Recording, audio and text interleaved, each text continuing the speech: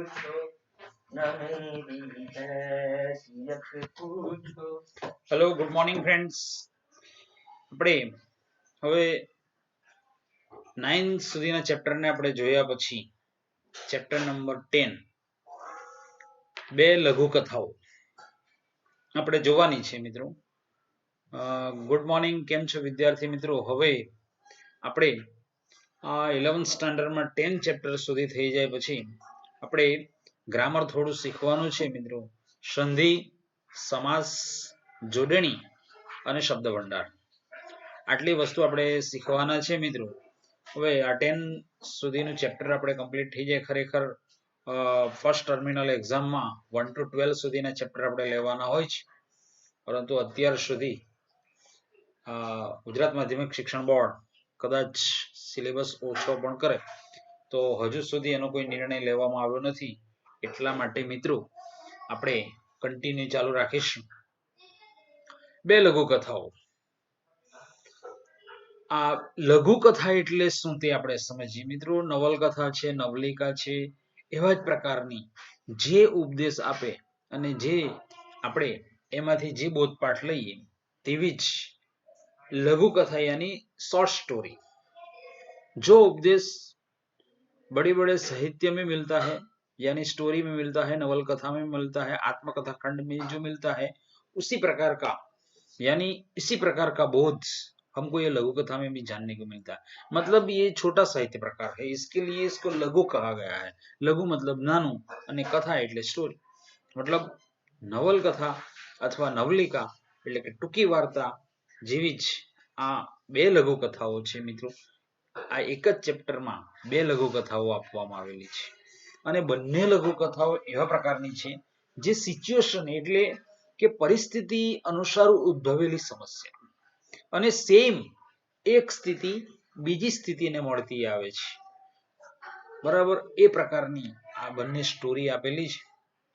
હવે આ પહેલી લઘુકથા છે ઠેસ. એમના લેખક છે મોહનલાલ પટેલ, જાણીતા સાહિત્યકાર અને કેળવણીકાર.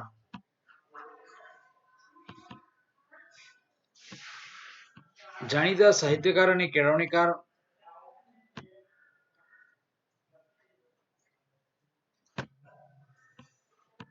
અને મોહનલાલ બાબાદાસ, કેળવણીકાર મોહનલાલ બાભાઈદાસ પટેલનો જન્મ પાટણમાં થયો હતો. ક્યાં થયો હતો મિત્રો? પાટણમાં. તેઓ કડી કેળવણી મંડળની સંસ્થાના આચાર્ય હતા, વો પ્રિન્સિપાલ थे. ગુજરાતી સાહિત્યમાં લઘુકથાના આરંભક અને પુરસ્કર્તા તરીકે જાણીતા છે. यानी उनका एक अच्छा साहित्यकार ऐसा है कि वो शॉर्ट स्टोरी यानी लघु कथा बहुत लिखते थे. गुजरात सरकारे श्रेष्ठ शिक्षक एवॉर्ड થી નવાજ્યા છે, यानी उसको एवॉर्ड भी मिला है बेस्ट टीचर तरीके. साहित्यમાં विशिष्ट प्रदान માટે अनेक एवॉर्ड એમને મળ્યા છે, यानी उनकी साहित्य रचना के लिए भी उसको बहुत सारे एवॉर्ड मिले हैं. प्रत्यालंबन ઝાકળમાં સૂરજઉગી એમના લઘુકથા સંગ્રહ છે. બંધન, ડેડ એન્ડ હાસ્યમર્મર, લાંછનની નવલકથાઓ છે. ગુડ મોર્નિંગ અમેરિકા એમનો પ્રવાસ ગ્રંથ છે. મોપાસાની શ્રેષ્ઠ વાર્તાઓ એમનું અનુવાદનું પુસ્તક છે. ટૂંકી વાર્તા મીમાંસા એમનો વિવેચન ગ્રંથ છે. હવે મિત્રો આપણે આ લેખકનો આટલો પરિચય કરી લીધા પછી મિત્રો લેખકનું નામ શું છે? મોહનલાલ પટેલ. ફર્સ્ટ આપણી જે લઘુકથા છે તે કઈ છે? તો ફર્સ્ટ લઘુકથા જે છે તે કઈ છે? મોહનલાલ પટેલ ફર્સ્ટ લઘુકથા છે, બરાબર, અને એમનો જન્મ પાટણ જિલ્લામાં થયો હતો. આટલું આપણે યાદ રાખવાનું છે. સાહિત્ય પ્રકાર છે લઘુકથા. મિત્રો પહેલી જ લઘુકથા છે ઠેસ. હવે આપણે એને સમજી લઈશું કે ભાઈ એને इंट्रोडक्शन कराई दूं છું. फ्रेंड, आ लघु कथा एक सिचुएशन है और ये शॉर्ट स्टोरी में ऐसा कहा गया है कि भाई एक बीती हुई जिंदगी में एक माँ होती है और एक लड़की होती है, और माँ बहुत ही गरीब स्थिति से वो मजूरी काम करके घर चलाती थी, और उनकी लड़की जब बड़ी हो गई यानी उनकी लड़की भी उनके साथ मजदूरी काम करती थी, और उनकी लड़की जब मजदूरी काम करती थी तब 2 पैसे आए और एक बार उन्होंने ये पैसे में से नया कपड़ा खरीद के लेके आए, और नया कपड़ा जब लेके आए तब उसकी माँ ने उसको डांटा और कहा कि बेटा, ये यानी कपास बीनने के लिए जाते थे, कपास में से जो काला निकलता है यानी जो हमारा कॉटन निकलता है उसमें मजदूरी काम करते थे, और ये मजदूरी से जो पैसे मिले हैं वो सारा इकट्ठा करके साल भर के लिए उन्होंने सिर्फ कॉलेज जाने के लिए पहली बार उन्होंने नए कपड़े खरीदा।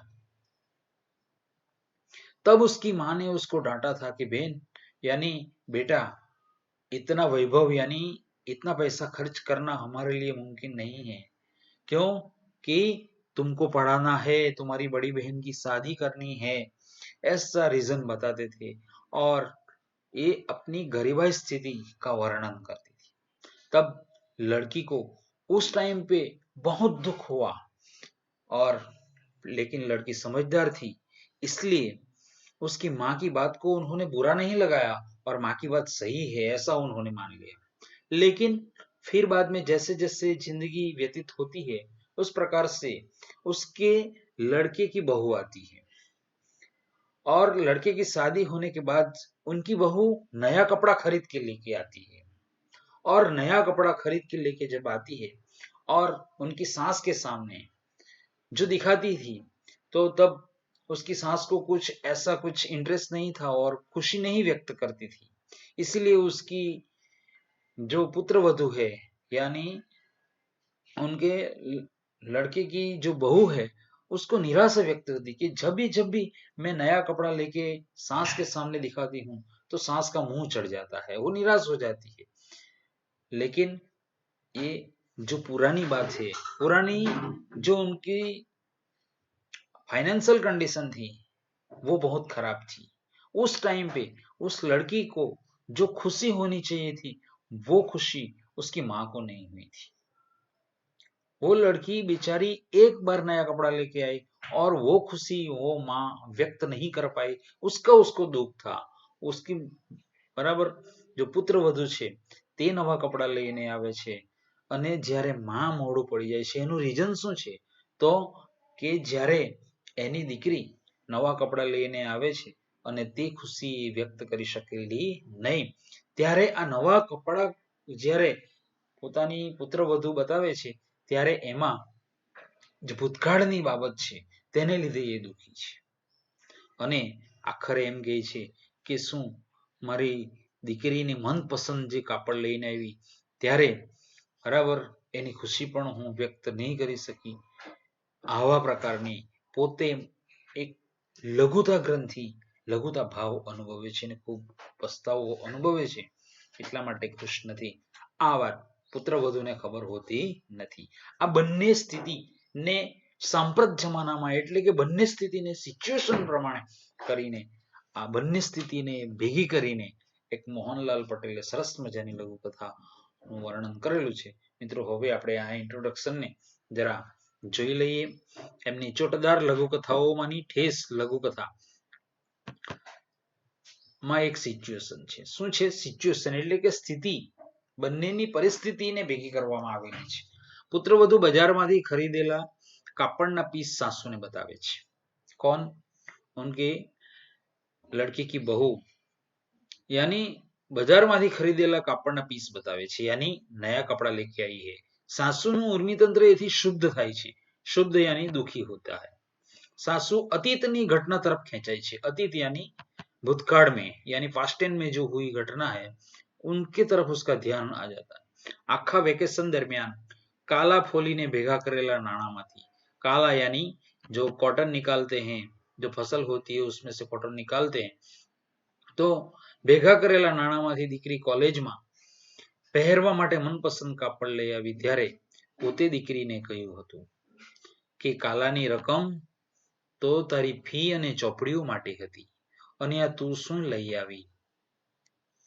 એટલે કે આ પ્રકારની દીકરીની ખુશી પણ એમણે રોકી હતી, એ બાબતની એમને દુઃખ છે।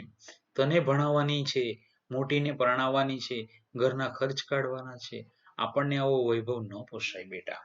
શું કીધું હતું એટલે આ પ્રકારની સૂચના એમની દીકરીને એમણે આપી હતી. પુત્રવધુએ કાપડના पीस बतावा मांड्या त्यारे गमगीन बनी गई सासुना मन में आवत पड़गाती थी. मैंने आपको बताया है कि पुरानी उसकी जो बात है वो आज उसको याद आ रही है कि मैं लड़की का बराबर आज स्थिति अच्छी है, उसके लिए कोई उनको कोई तकलीफ नहीं है, लेकिन उनकी लड़की का जो खुशी थी वो सहन नहीं कर पाई थी, इसीलिए उस बात को वो दोहरा रही थी. દીકરી બિચારી પહેલી વાર કોલેજમાં પહેરવા સારું કપડા લઈ આવી અને મુઈ હુઈ જીરવી ન શકી. आप ये लास्ट वाले सेंटेंस को अच्छी तरह से देख सकते हो कि भाई इसी प्रकार की सिचुएशन थी. और हम भी जानते हैं कि भाई हमारे पास्ट टाइम के जीवन में कोई घटना बनी है और उनके साथ अगर दूसरी कोई घटना है वो मैच हो जाती है तब हम बहुत दुखी होते हैं. अगर हमारे दादाजी को देखा है, बराबर हमारे कोई पुराने व्यक्ति को देखा और उसी प्रकार का सिचुएशन अगर हमारे घर में बनती है तो हम उसी सिचुएशन को साथ में मिलाते हैं. उसी प्रकार का ये सिचुएशन स्टोरी है.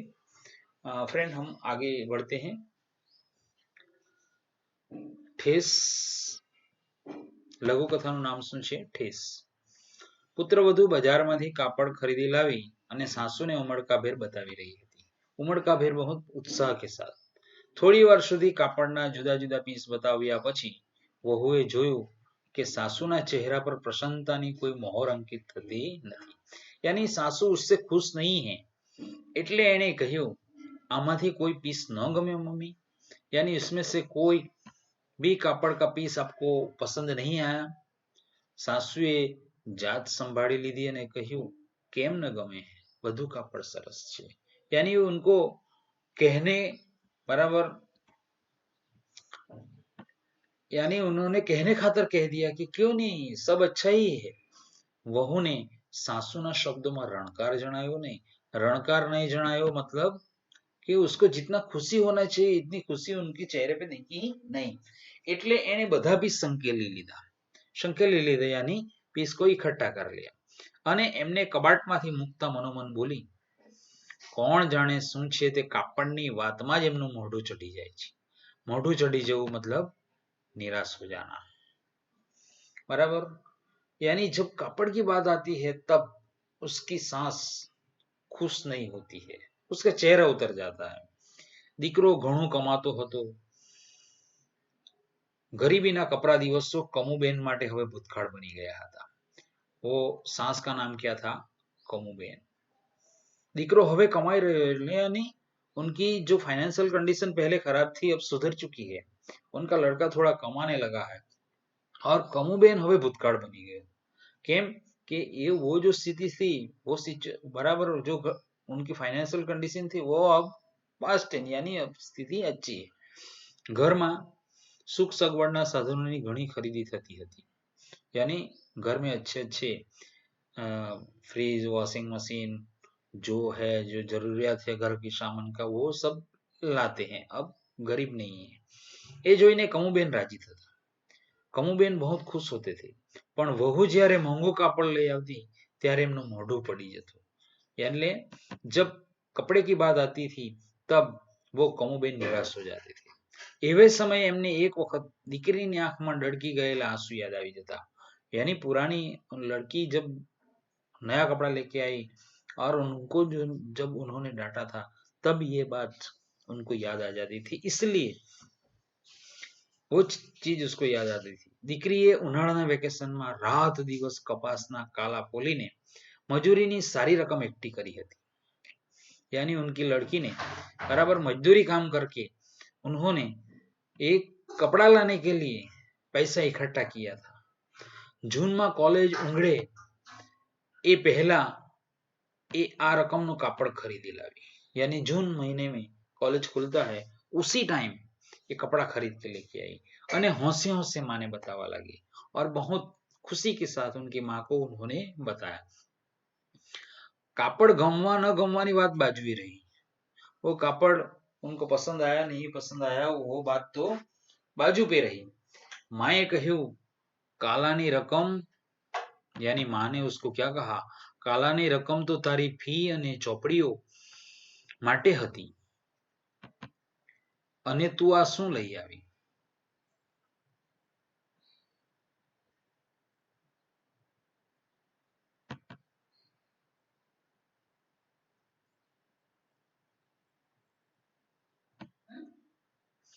कालानी रकम तो तारी फी अने ચોપડીઓ માટે હતી અને તું આ શું લઈ આવી.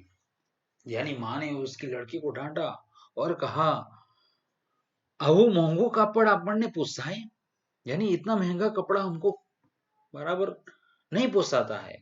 તને ભણાવવાની છે, મોટીને પરણાવવાની છે, ઘરના ખર્ચા કાઢવાના છે, આપણને આવો વૈભવ ન પોસાય बेटा. उनकी लड़की की जो खुशी थी वो बराबर वो माँ सहन नहीं कर पाई और उनको उल्टा की ना डांटा उनको और कहा कि भाई આવા બધા પૈસા ખર્ચ કરવાનું આપણને પોસાય નહીં, તને ભણાવવાનું છે, આ જે પૈસા હતા એ તો તારી ચોપડીઓ લાવવા માટે यानी तेरी बुक लाने के लिए है, तेरी फी भरने के लिए, ये तो उन्होंने ये आपने क्या किया, ऐसा करके वो उनकी लड़की को उन्होंने डांटा. मानी बात साची હતી, यानी लड़की ने भी मान लिया कि नहीं माँ की बात सही है. એની મજૂરીની કમાણી પર ઘર નભતું હતું, यानी जो मजदूरी करती थी उसी से घर चलता था. એ દીકરી સમજતી હતી, यानी वो लड़की भी जानती थी, એટલે તો એનો ઉત્સાહ એકાએક પાણીના તરંગની જેમ વિસર્જિત થઈ ગયો. इसी प्रकार से उनका जो उत्साह था वो एकदम विसर्जित हो गया અને એની આંખમાં આंसू તરી ગયા. यानी उनकी गलती हुई है ऐसा उनको महसूस हो गया कि मैंने बराबर वो कपड़ा नहीं लाना चाहिए था, उसको ऐसा हो गया. वहू જ્યારે મોંઘું કાપડ ખરીદી લાવતી ત્યારે કમુબેન રાજી તો થતા પણ એની સ્મૃતિમાં દીકરી વાળો પ્રસંગ તાજો થઈ આવતો. यानी वहू जब जब नया कपड़ा लेके आती थी तब वो कमोबेन यानी खुश तो होती थी लेकिन उनका पुरानी सिचुएशन उसके सामने आ जाती थी और जो उनकी लड़की वाला जो प्रसंग था उनको उनके सामने आ जाता था और एमनो मन बोली उठतो और उसको इस बात का बहुत दुख होता था कि દીકરી बिचारी पहली बार कॉलेज में પહેરવા સારું કાપડ લઈ આવી અને मुई हूं ये न जीरवी सकी, यानी उसका भी मुझे आनंद नहीं है, लड़की को बहुत दुख होगा. बराबर इस प्रकार की दुख व्यक्त करते करते અને હૈયાની આ એક ठेस, ठेस यानी चोट लगना, हृदय पे एक चोट लगना कि मैंने बहुत बड़ी गलती की है, इस प्रकार की बार बार ये घटना को याद करना, ये उसको क्या कहते हैं, ठेस. હૈયાની આ એક ઠેસ કમુબેનના ચહેરા ઉપર રાજીપો લાવવા ન દેતી હતી, એટલે કે કમુબેનને ચહેરા પર ખુશી લાવવા देती હતી नहीं, वहुआ ક્યાંથી જાણે, उस बात का वहू को पता नहीं था. बराबर इस प्रकार से आपको ये फर्स्ट लघु कथा आपकी समझ में आ गया होगा फ्रेंड. बराबर पीस એટલે ટુકડા, મોહર એટલે છાપ, કપરા એટલે કઠિન. રૂઢિપ્રયોગનો અર્થ મોઢું ચઢી જવું એટલે અણગમો વ્યક્ત કરવો. મિત્રો હવે આમાં રૂઢિપ્રયોગનો અર્થ છે મોઢું પડી જવું એટલે ઝંખવાણા પડી જવું. મિત્રો આ બે રૂઢિપ્રયોગને તમારે ખાસ યાદ રાખવાના છે. હવે એક એક વાક્યમાં પ્રશ્નનો જવાબ આપણે આપવાનો છે. પુત્રવધુ સાસુને ઉમળકાભેર શું બતાવી રહી હતી, તો શું બતાવી રહી હતી, કાપડના પીસ બતાવી રહી હતી. વહુએ બધા પીસ કેમ સંકેલી લીધા, તો કે વહુએ બધા પીસ સાસુને બતાવ્યા પરંતુ સાસુને એમાં મોઢું ચઢી જતું હતું, એટલે કે એમાં કોઈ રણકાર જણાયો નહીં, એટલા માટે એમણે પીસ સંકેલી લીધા. સાસુને જુદા જુદા પીસ જોતા કોણ યાદ આવ્યું, તો કે સાસુને જુદા જુદા પીસ જોતા પોતાની દીકરી વાળો પ્રસંગ એમને યાદ આવ્યો. ઠેસ લઘુકથાના શીર્ષકની યોગ્યતા વિશે નોંધ લો ફ્રેન્ડ. હવે આ તમે જે સમજ્યા હશે તે તમારે લખવાનું છે. બરાબર ઓકે. હવે બીજા નંબરની જે આપણી લઘુકથા છે ઘા, જનક ત્રિવેદી. લેખક કોણ છે, જનક ત્રિવેદી, એને પણ મિત્રો આપણે હવે સમજવાના છે. આમાં પણ એક સિચ્યુએશન જ છે મિત્રો, આમાં પણ સિચ્યુએશન જ છે અને એ સિચ્યુએશનના આધારે મિત્રો અહીંયા બીજા નંબરની લઘુકથા પણ એના સિચ્યુએશનને આધારે જ, બરાબર. હવે જનક ત્રિવેદી લેખક છે આપણા જનક ત્રિવેદી. જનક રાય નંદલાલ ત્रिवेदी નો जन्म राजकोट जिला कोठी गामे थयो हतो. कहाँ हुआ है? जनक त्रिवेदी. फर्स्ट लघु कथा था, उसका लेखक का नाम क्या है? मोहनलाल पटेल. उसका जन्म पाटण में हुआ है. साहित्य प्रकार है लघु कथा. अब जनक त्रिवेदी, जनक त्रिवेदी लेखक है और घा लघु कथा ना लेखक कोण छे? जनक त्रिवेदी. અને એમનો જન્મ રાજકોટ જિલ્લાના કોઠી ગામે થયો હતો. એમણે ઇન્ટર આર્ટ્સ સુધી અભ્યાસ કર્યો હતો. એમણે ઇન્ટર આર્ટ્સ સુધી એમણે અભ્યાસ કર્યો હતો. સ્ટેશન માસ્ટર તરીકે તેમણે પોતાની સેવાઓ આપી હતી. ગુજરાતી સાહિત્ય પરિષદ તરફથી એમના વાર્તા સંગ્રહ, બાવળ વાવનાર અને બીજી વાતોને પારિતોષિક 1995 પ્રાપ્ત થયું હતું. નથી નામે એક નવલકથા પણ એમણે લખી છે. વાર્તા તેમજ નિબંધ માટે તેમને સંધાન એવોર્ડ પ્રાપ્ત થયો હતો. કોણ સા એવોર્ડ ઉસકો મિલા થા? સંધાન એવોર્ડ એમને પ્રાપ્ત થયો હતો. ઘર આંગણામાં ચોમાસામાં ઉગી નીકળેલા ઘાસને સાફ કરવામાં. હવે फ्रेंड ऐसी सिचुएशन है कि भाई घर के आंगन में बहुत सारा कचरा साफ करने का हो गया था. निशित नाम का एक लड़का था और उनके फादर निशित को ऐसा कहते थे कि भाई निशित के घर के आंगन में बहुत सारा कचरा है, उसको साफ करवाना है. जब उसकी मां थी तब उसकी मां कहती थी कि घर के आंगन में बहुत कीचड़ खाबड़ है. जब उसकी मां थी तब आंगन को बरोबर साफ सुथरा रखती थी, बराबर कचरा निकालती थी. और घर के आंगन में इतना कीचड़ हो गया था कि उसकी मां कहती थी कि भाई उसको बराबर रेती बेती यानी ग्रावल डाल के उनको सही करना है. लेकिन उनकी जब मां थी तब वो कचरा साफ करते करते यानी उसके पगले की छाप उसमें रह गई थी और वो मर गई थी. लेकिन उसके मरने के बाद जो नायक है यानी उनके पिताजी है, उसकी मां जब थी तब उनका घर का आंगन बहुत अच्छा रहता था, फूल छोड़ बरोबर रहते थे. लेकिन उसकी मां की गुजर जाने के बाद वो घर का आंगन बिल्कुल अवावरू यानी उसकी कोई रखवाली करता नहीं था. उनका लड़का जॉब करता था, उसका लड़के का नाम था निशित.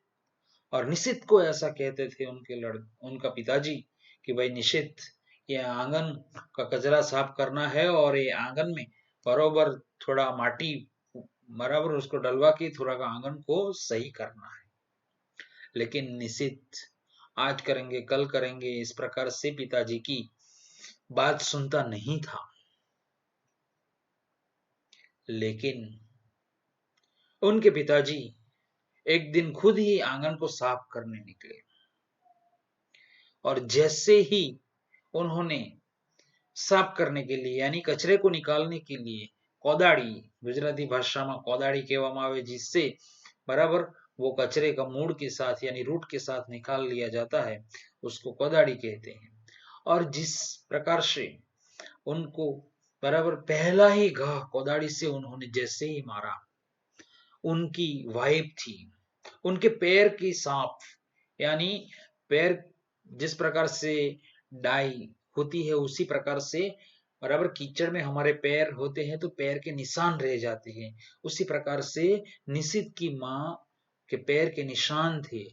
और पैर के निशान के साथ कीचड़ सूख जाने के बाद वो विवाह जैसा बन गया था और पैर का निशान पहले ही घाव में जैसे ही उन्होंने कोदाड़ी का घाव किया, उसकी मर गई वाइफ उसके पैर के निशान के अंदर जैसे ही कोदाड़ी का घाव गया, उनकी वाइफ की याद आ गई और उनकी वाइफ के मर जाने का दुख था। और उसी प्रकार का दुख कोदाड़ी का जब पहला ही घाव पड़ता है जमीन के अंदर, तो उनकी मरी हुई वाइफ के पैर के निशान के अंदर पड़ता है। फ्रेंड, यहां भी दोनों सिचुएशन बनाई है लेखक ने, और ये लेखक दोनों परिस्थिति को साथ में मिला के ये लघु कथा की है जनक त्रिवेदी ने। और जैसे ही पहला घाव उनकी मृत पत्नी के पैर के निशान के अंदर पड़ता है, एक घाव जमीन के अंदर पैर के निशान में पड़ता है, दूसरा घाव उनकी जो वाइफ मर गई थी उसका था। इसीलिए लघु कथा का नाम रखा गया है घाव। आपको ये लघु कथा समझ में आ गई है फ्रेंड, इंट्रोडक्शन करवा दिया है। अब मैं आपको आगे लिए चलता हूं, बराबर છે મિત્રો। હવે ઘર આંગણામાં ચોમાસામાં ઉગી નીકળેલા ઘાસને, ઘર આંગણામાં એટલે કે આંગણામાં ચોમાસામાં ઉગી નીકળેલા ઘાસને સાફ કરવામાં નાયકની કોદાળીનું પાનું, નાયક એટલે બરાબર નિશિતના પપ્પા, સ્વર્ગસ્થ પત્નીના પગલાની છાપમાં ઉતરી જાય છે। સિચ્યુએશન આટલી એટલે કે પરિસ્થિતિ આટલી જ હતી મિત્રો, એના પરથી એમણે એક લઘુ કથા બનાવેલી છે। અગાઉના ચોમાસામાં ઘર આગળ ઉગી નીકળેલા ઘાસને સાફ કરતી વખતે ભીની માટીમાં પગ ખૂપી જવાને લીધે માટી સુકાયા પછી બીબારૂપ બની ગયેલું પગલું એક સાવ લક્ષણ, એટલે કે આ તો સામાન્ય સ્થિતિ હોય છે મિત્રો। એ પગલામાં કોદાળીનું પાનું ઉતરી જતા પ્રગટેલું સિચ્યુએશન નાયકના ચિત્તમાં ભારે ક્ષોભનું કારણ બની રહ્યું।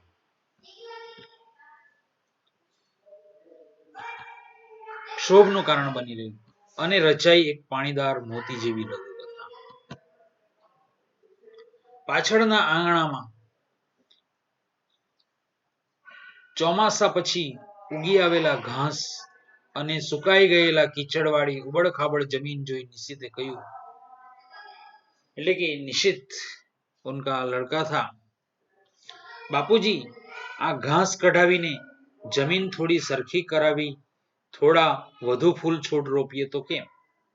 એટલે કે નિશિત को कहा था કે ભાઈ ફૂલ છોડ વધારે રોપીએ તો કેમ। મને પણ પીડ ચટ્ટુ ઘાસ મનમાં ગમતું નહોતું, यानी पीड़ चट्टू घास मन में गमतु नहोतु, यानी उनको भी पसंद नहीं था। ગયા ચોમાસે આંગણામાં પાણી ભરાઈ કીચડ થઈ ગયો હતો, यानी आंगन में पानी भर के वो कीचड़ हो गया था। નિશિતની બાએ ફરિયાદ કરેલી, यानी નિશિત उनकी माँ ने फरियाद करेली, आ कीचड़ ऊपर रेती कांकरी ની ભરતી ક્યારે કરાવશો, यानी ये कीचड़ के ऊपर आप ग्रावेल आ रेती कब डालोगे। रोज मारा पग कीचड़ कीचड़ થઈ જાય છે, यानी पैर गंदे हो जाते हैं, પણ ભરતી કરાવવાનું મને सूझ्યું નહોતું। यानी निशित के पापा कहते हैं कि उनके अंदर यानी रेती और ग्रावल डालना रह गया था। निशितની બા હતી ત્યારે ચોમાસા પછી ફળીની સાફ સફાઈ કરી, यानी जब उसकी माँ थी तब यानी सारा साफ सफाई करती थी, क्याराओ सरखा करती, यानी फूल छोड़ के जो क्यारे हैं उसको सही करती थी। पर आज 6 महीना थया, उसकी माँ गुजर जाने के बाद कितना टाइम हुआ था, 6 महीना हुआ, तो ये आंगणों अवावरू पड़્યું છે। अवावरू पड़વું मतलब उनका कोई देखभाल करने वाला नहीं होता है। मैं કહ્યું કરાવી લઈશું, અરે હું જ કરી નાખીશ। નિશિત કહેતા है कि भाई पप्पा આપણે કરાવી દઈશું, પરંતુ અરે હું જ કરી નાખીશ। એટલે કે એનો નિશિતને ટાઈમ ન મળતો હતો અને કહે છે કે કરાવી લઈશું કહે છે, પરંતુ હવે આજે આ નિશિતના પપ્પા જાતે જ એમ કે હું જ કરી નાખીશ, તારા છોકરા રમાડવા સિવાય મારે બીજું કામ શું છે। નિશિતના પપ્પા કહે છે કે તારા છોકરા રમાડવા વગર મારે કશું કામ નથી।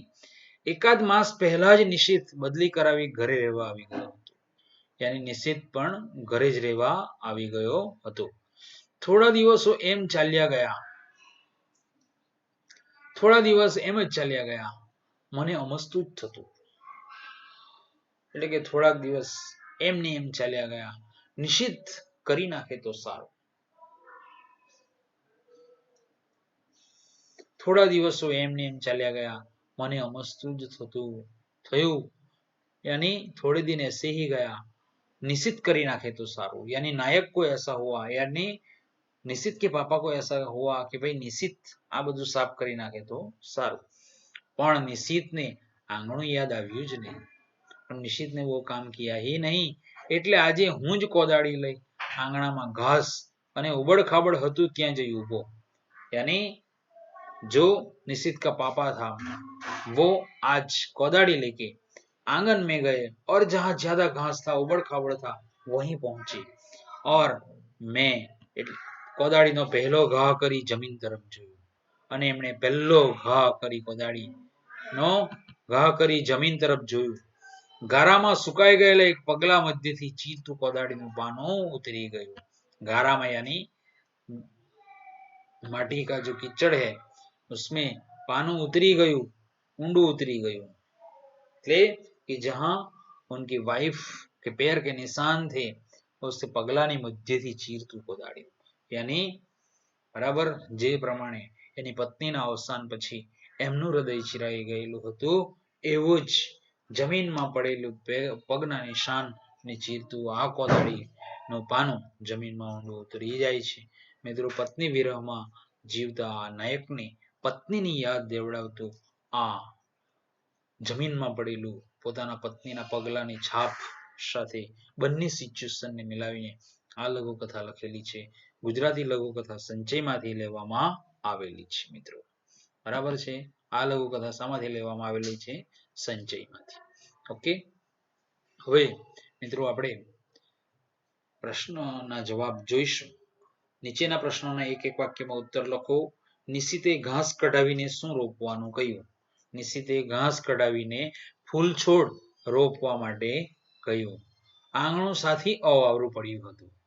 આંગણું સાથી અવાવરું પડ્યું હતું કારણ કે નિશિતની મમ્મી મૃત્યુ પામી હતી એટલા માટે આંગણું સાફ કરવા વાળું કોઈ હતું નહીં. નિશિતની માં હજી 6 મહિનાથી જ્યારે હતી ત્યારે બધું સાફ કરતી હતી. કોદાળીનું પાનું કોના પગલા વચ્ચેથી ઊંડું ઉતરી ગયું? તો પોતાની મૃત પત્ની. કોદાળીનું પાનું પોતાની મૃત પત્ની એટલે કે નિશિતની માં જે છે તેના પગલાની વચ્ચે ઊંડું ઉતરી ગયું છે. ઓકે, ઘા લઘુકથાના શીર્ષકની યોગ્યતા વિશે નોંધ લખો. ઘા લઘુકથાના શીર્ષકની યોગ્યતા વિશે લખો. તો તમારે આ વિશે પ્રશ્નોના જવાબ લખવાના રહેશે. મિત્રો, બરાબર છે. ડાયજેસ્ટ વસાવી લેજો અને તમારે સવાલના જવાબ મિત્રો જેટલા ચેપ્ટર ચાલી ગયા છે મિત્રો એટલા બધા જ તમારે કરી દેવાના છે. ખાસ કરીને એમાં કાળજી રાખજો મિત્રો, બરાબર છે. ગુજરાતી જેટલું વધારે કરશો એટલું વધારે મહાવરો થશે અને આ સબ્જેક્ટને ખાસ ઇમ્પોર્ટન્ટ આપવાનો છે.